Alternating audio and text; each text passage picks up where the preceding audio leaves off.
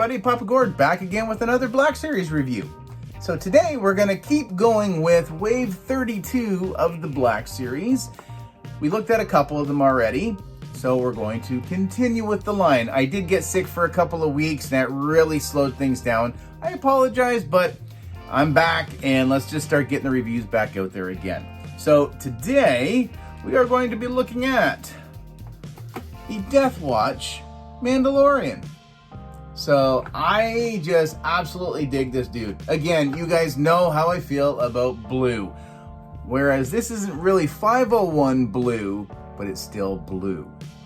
And we have some aqua color. Like, we've got multiple shades of blue going on with this guy.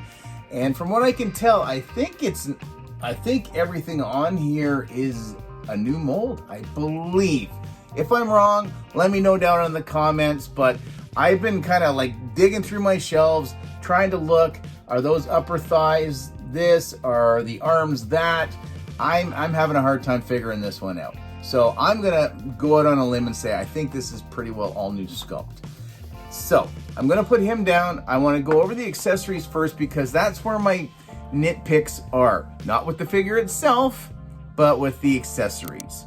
So first off, and this is no complaint, you just get your typical Mandalorian sidearm blaster that Sabine Wren has, and Bo-Katan, and Koska Reeves. So we've seen this blaster multiple times, and that's okay. So it's, from what I can tell, black. We got a little bit of brown on the handle, which is kind of nice, a little bit of a wrap. So a little bit more detail on that.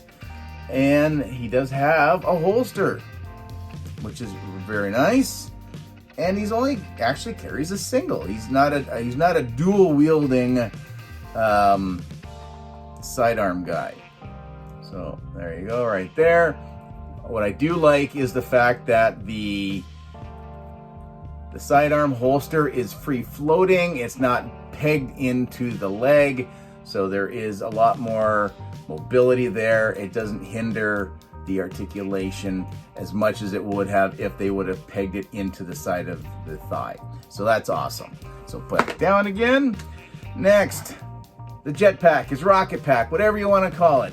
A little bit of movement here. The little ports on the bottom where the flames come out. Boba Fett's blast effects that I currently have on my Cobb Vanth still do fit in the bottoms, and that looks really good. So yeah, color scheme's all right.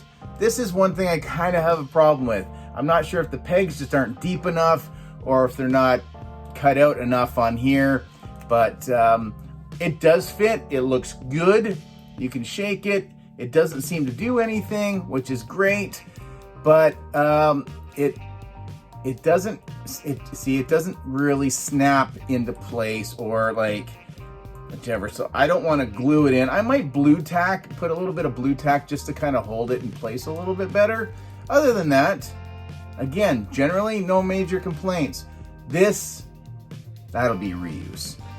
And then last but definitely not least for the accessories is the blaster rifle. Very Boba Fett-esque-ish, whatever. I dig the look of it. I love the scope. The sculpt looks really good. Honestly, it's all straight and black, so it really is hard to kind of make out some of the detail on here. But my issue with this is it's very soft plastic. I really wish they would have done this in a hard plastic, so I may have to lean on a buddy of mine who does 3D printing to see if maybe he can do a 3D print, because I find that plastic is definitely a lot firmer.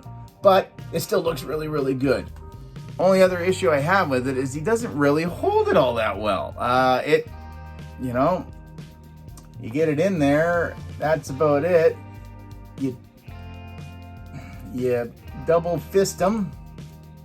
Oh, you know what? That actually doesn't look too bad now. What? Scrap that, I tell you. The last couple of weeks, this has been my desk figure, and I've been messing around with them in the whole bit, and sure, I get it in place once, and I actually quite like that kind of a pose with him. So when you do pose him, debating on which way you go, because there are no butterfly joints, which I guess that might be a slight knock on the figure, but he can do a two-handed pose with his weapon. So I don't know. Beats me. But anyways, so yeah, I'm going to pull the rifle out of his hand so we can actually look at the figure. But, and we'll get rid of the jetpack as well. So here he is in all of his multiple shades of blue glory. There is no head up there, but the way they have sculpted the inside of the helmet, it allows for so much room, so much tilt, so much look up, so much look down. So again, it's that new system that they've got where they've got like a dumbbell joint right at the bottom, and then the neck pegs onto the top of that, and then there's another dumbbell that goes up into the head. So it gets like neck articulation and the helmet articulation. Scope, be very careful because it is very thin. Mine was stuck in place, and I just took a hair dryer to it just to heat the plastic up just enough, and I can get it to move again. So be very cautious of that. That would be the most upsetting thing, to snap that off. So we've got, again, like I said, no butterfly joints, which I thought was a little bizarre.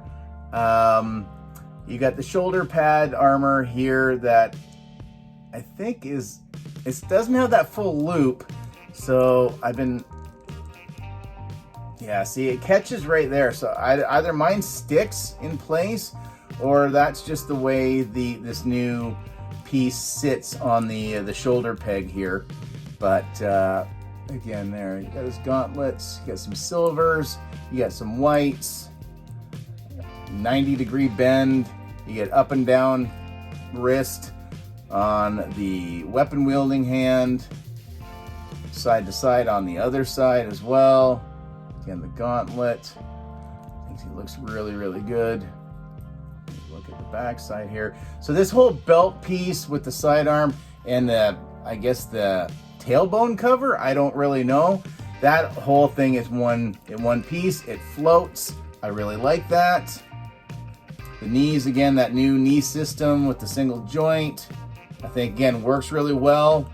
And something it took me, and I didn't realize this till just a few days ago after kind of playing with this guy for a couple of weeks, that the knee coverings aren't actually affixed. They are kind of a floating piece, so you can actually twist the knee, like you can see right here. So it's a separate piece. So it kind of helps get it up out of the way so you don't pinch into it to start digging in and putting some cut marks into there. So I thought that was kind of cool as well. Definitely, he's my first. Thank you, Mr. B, yet again. I do want to get probably one more. As you can see, I have a Deathwatch Mandalorian bucket. I have the, well, I don't know, whatever you would want to really consider. All right, so again, different shades of blue and grays and what have you. And oh, well, would you look at that? We're gonna have the same. See, now this one fits in nice and tight. Almost seems like that peg's a lot deeper. Let's just kind of compare. Yeah, you know what? That is too.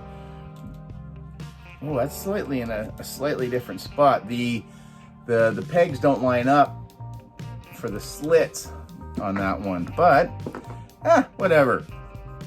But yes, I do want to probably get one more of these guys. So Hasbro, again, you keep doing stuff like this.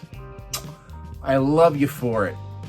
It makes up for some of the other stuff, but yeah, I think you know, this is probably one of the better figures that has come out. This is such a strong wave so far. Omega, completely surprised by that figure myself. I quite enjoy her. Makes me very happy to see what we're going to see for some juvenile figures, hopefully down the road.